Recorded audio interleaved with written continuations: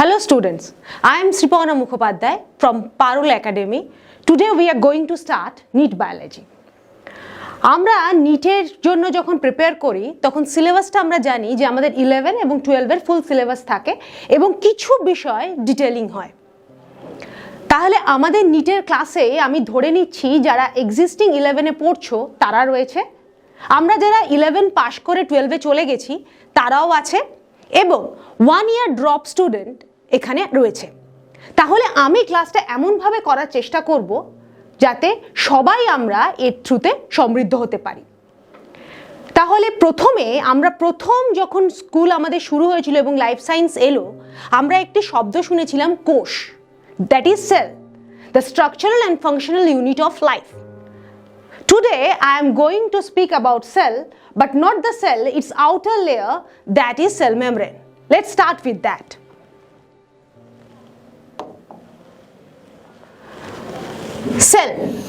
Cell is common for both, for plant, animal, amoeba to higher organisms like human.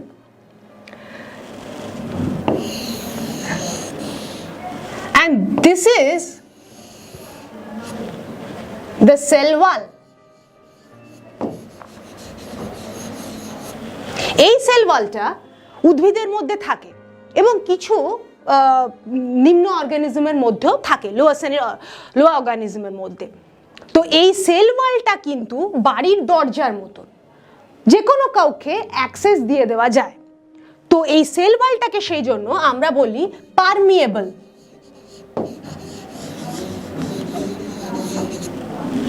Permeable two everything. এইটা plant সেলে থাকছে কিন্তু animal সেলে থাকে না।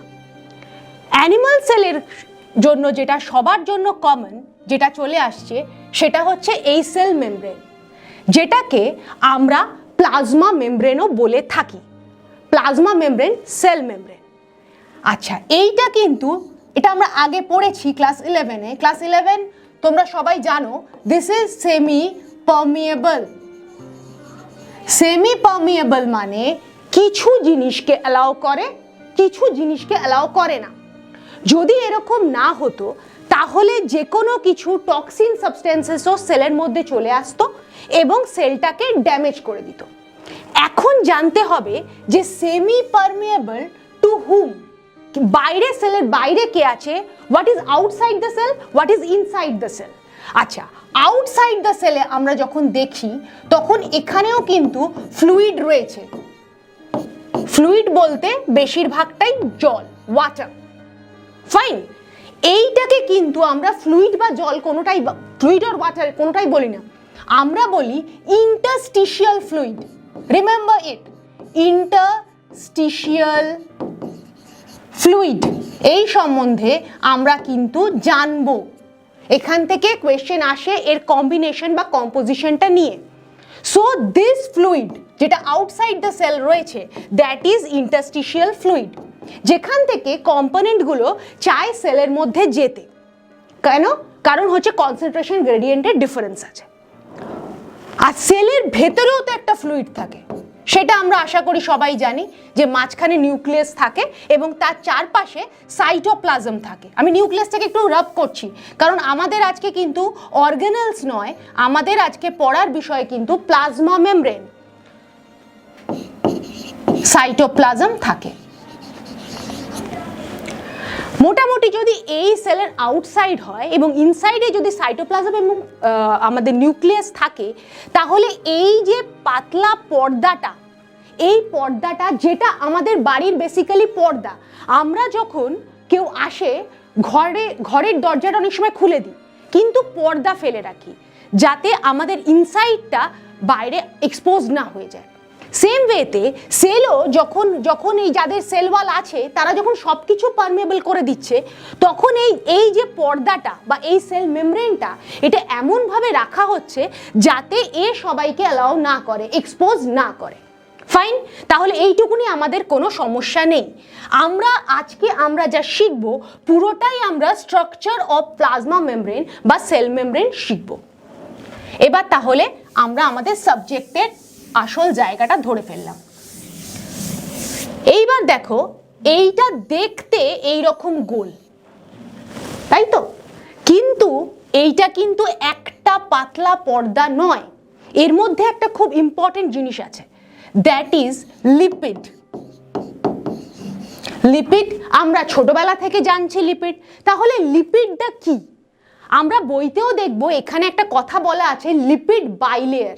বাইলেয়ারে পরে আসবো, আগে লিপিডটা জানবো। এই লিপিডটা আসলে কি? লিপিডটা সম্বন্ধে বলতে গেলে বলতে হয় যে লিপিড বেসিক্যালি একটা গ্লিসারল।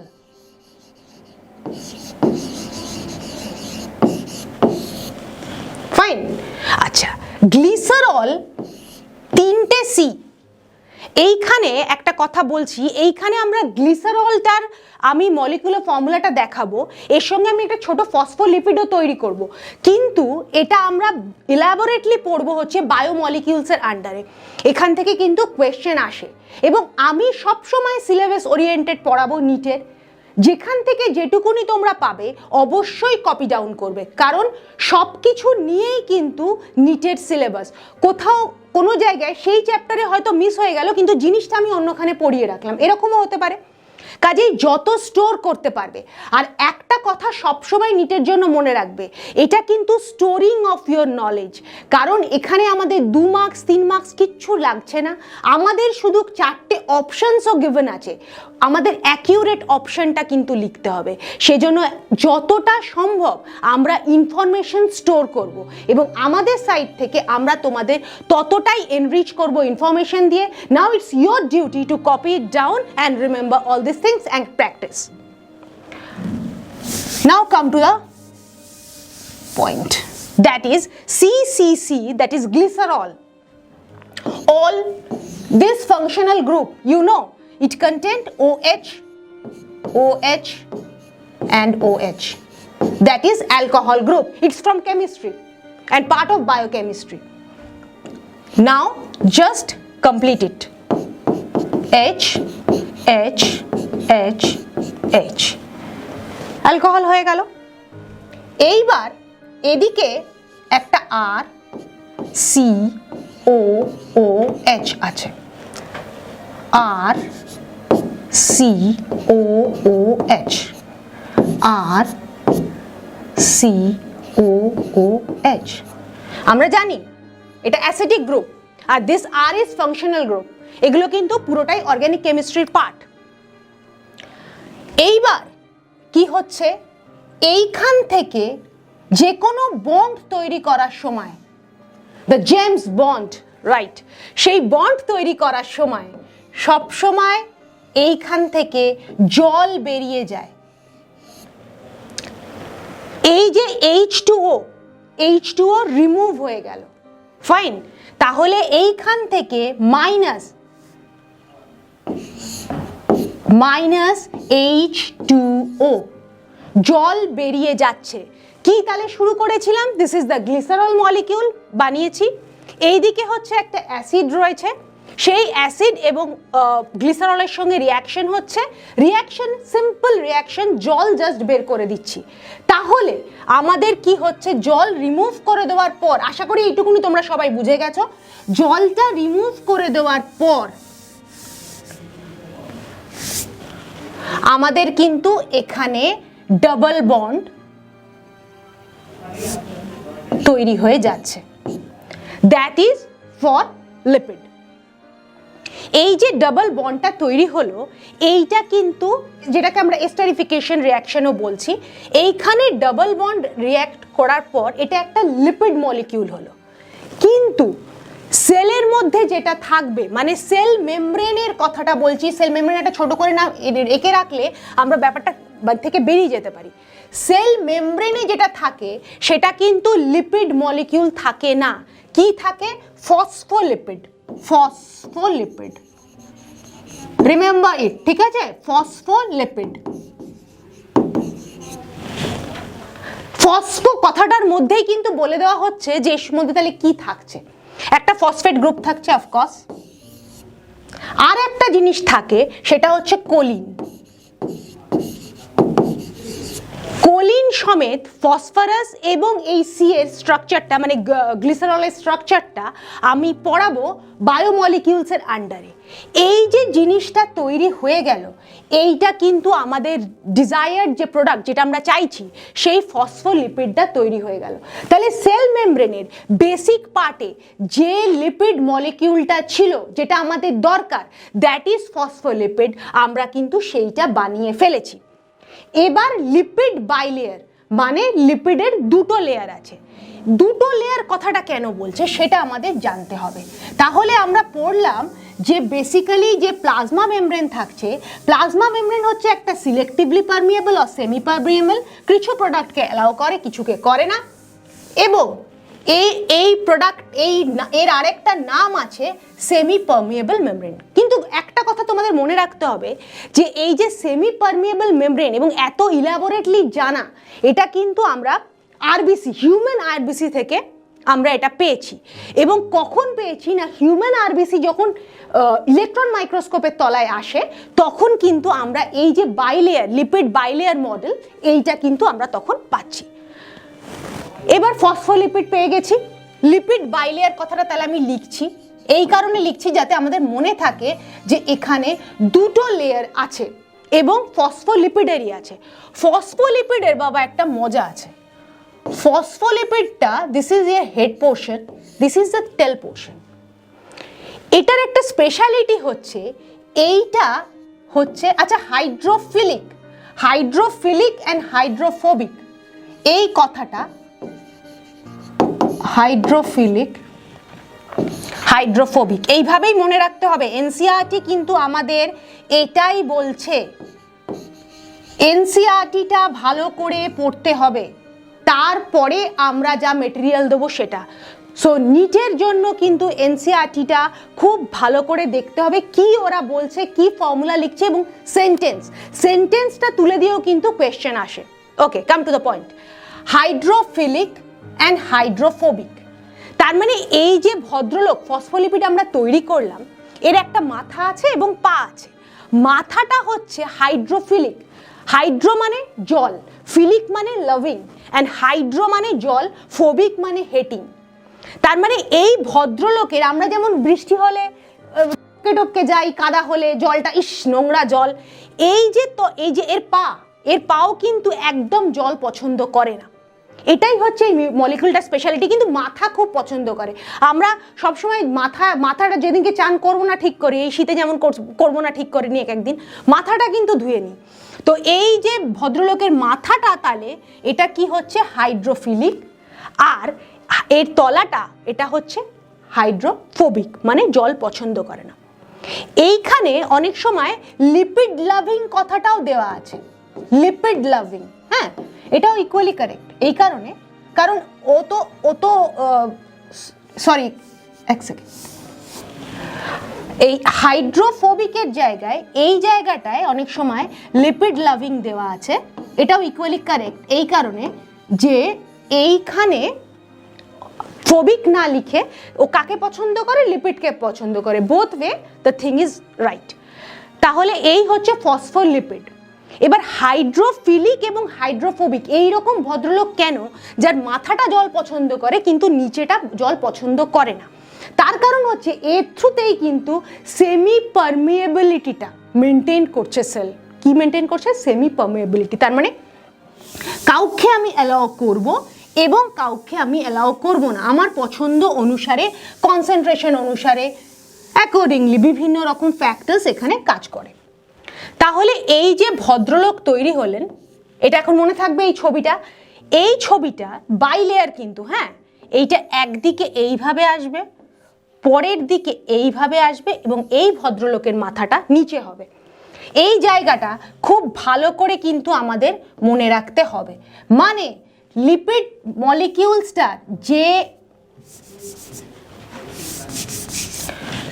মলিকিউলসটার যে জায়গাটা ওয়াটার লাভিং, সেই জায়গাটা নিচের দিকে থাকছে। যে ওয়াটার পছন্দ করে না সে দুটো পা দিয়ে ওপর দিকে রেখেছে। This is the basically double membrane. Lipid bilayer. তার মানে আমরা এই যে এইখানে একটা ছবি এঁকে পাতলা একটা মেমব্রেন দেখাচ্ছিলাম, বেসিক্যালি কিন্তু ব্যাপারটা তা নয়। এখানে একজন ভদ্রলোক আছে যে ফসফোলিপিড, সেই ফসফোলিপিড দিয়ে লিপিড মেমব্রেনটা তৈরি হয়েছে। একদিকে তার মাথাটা থাকছে, নিচের দিকে পা, অন্য সেকেন্ড লেয়ারটার ওপর দিকে হচ্ছে পা, নিচের দিকে হচ্ছে মাথা। এইভাবে আমাদের লিপিড বাইলেয়ার মেমব্রেনটা বা মডেলটা মোটামুটি তৈরি হয়েছে। এরপরে আমরা আরেকটা জিনিস পাবো, সেটাও খুব ইম্পর্টেন্ট, সেটা হচ্ছে যে লিপিডের সঙ্গে আরেকটা কম্পোনেন্ট আছে, সেটা হচ্ছে protein.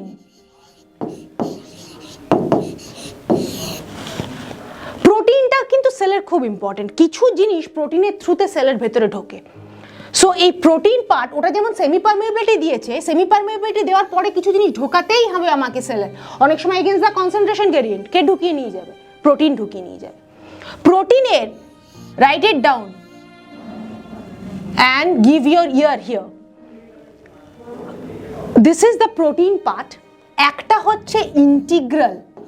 Integral, remember it. Integral মানে যে ভেতর দিকে থাকে, that is integral. And peripheral. Peripherals means যে বাইরের দিকে থাকবে, periphery, সেই থেকে।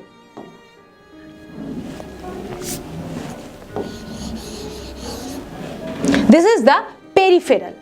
এই প্রোটিন এবং লিপিড, তাহলে লিপিডের bilayer phospholipid and the protein part, integral and peripheral, both makes this system, that is lipid bilayer model, যেটা নিয়ে আজকে আমরা পড়াশোনা করছি এবং নিটের জন্য পড়ছি, সেই জন্য we should be very careful. এইবার আমরা একটা ছবি একটু ছোট্ট করে দেখে নিই। এই রকম ছবি আমরা প্রায়ই দেখি, মানে আমাদের বইয়ে আছে, তারপরে আমরা যেখান থেকে আমাদের রেফারেন্স বইগুলো আমরা যেগুলো পড়ছি, ইনফ্যাক্ট এনসিইআরটিতেও দিয়েছে, সেই জন্যই এই ছবিটা নেওয়া হয়েছে। আচ্ছা, এই যে ব্লু পার্টটা, এই ব্লু পার্টটা কিন্তু প্রোটিন, ঠিক আছে? আমি যে ভদ্রলোকের কথা বলছিলাম, এই যে লাল মাথা, এই লাল মাথা এবং এই যে সরু সরু দেশলাইয়ের কাঠির মতন ঠ্যাং, এই জিনিসটা খুব important. This is phospholipid.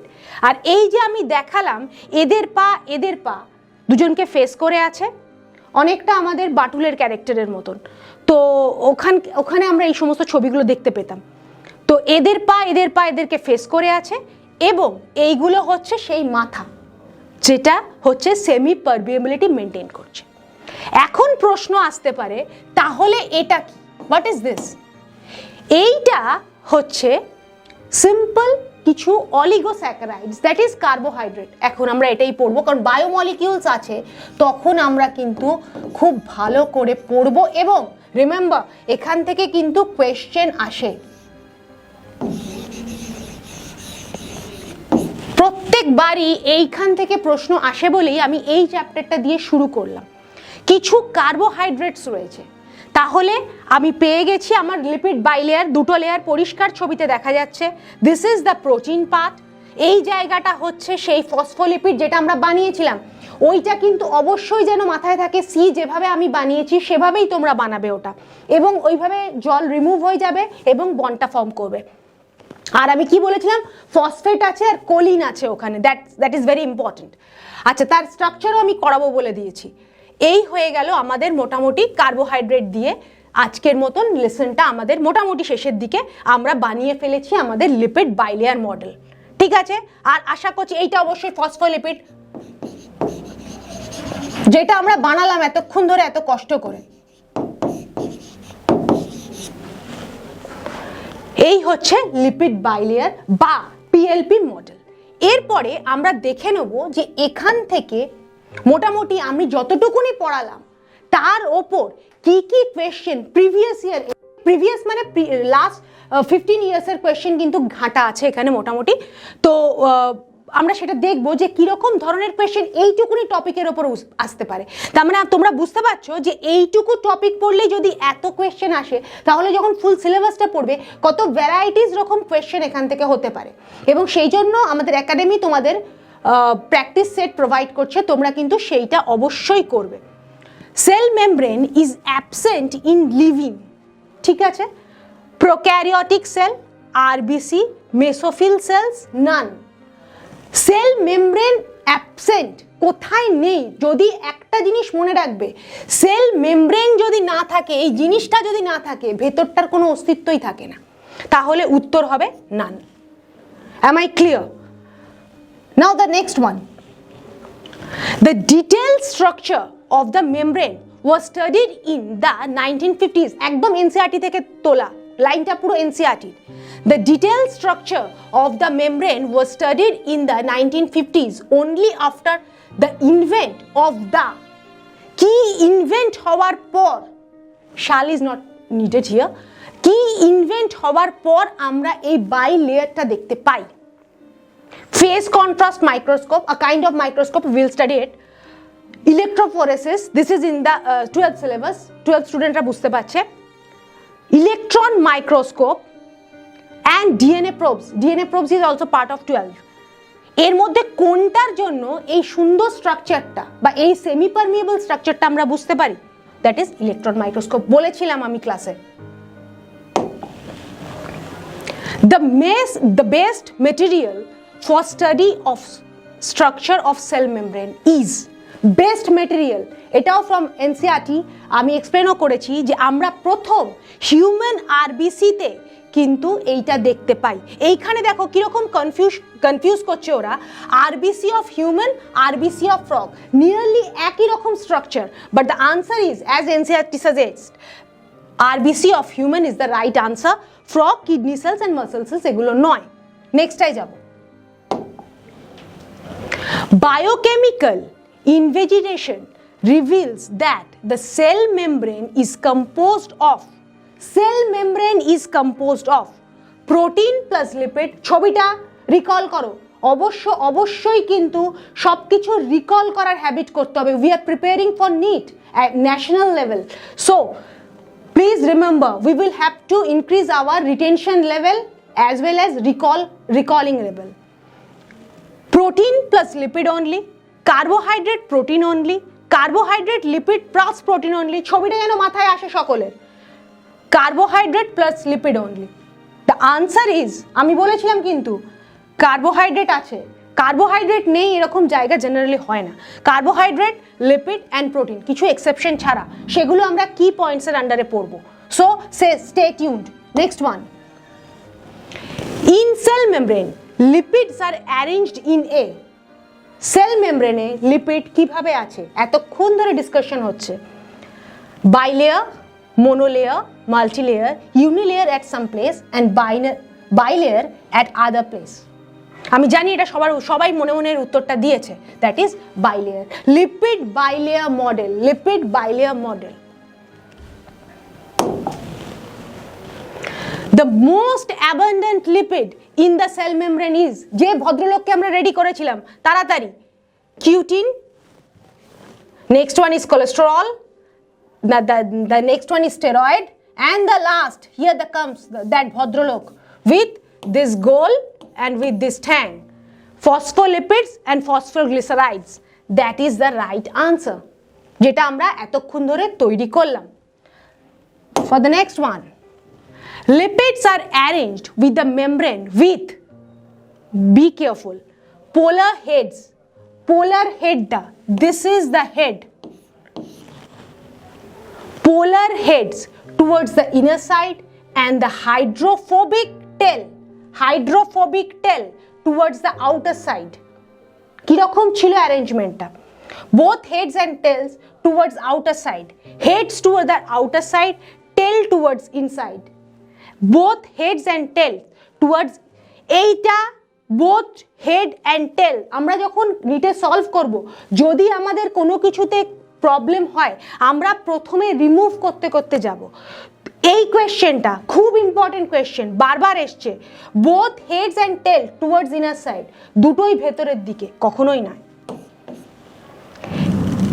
Polar heads towards inner side, জিনিসটা ঘোরানো ছিল না ওপর দিকে ছিল? Both heads and tails, both heads and tails towards outer side, দুজনেই বাইরের দিকে ছিল? No, this is the right one.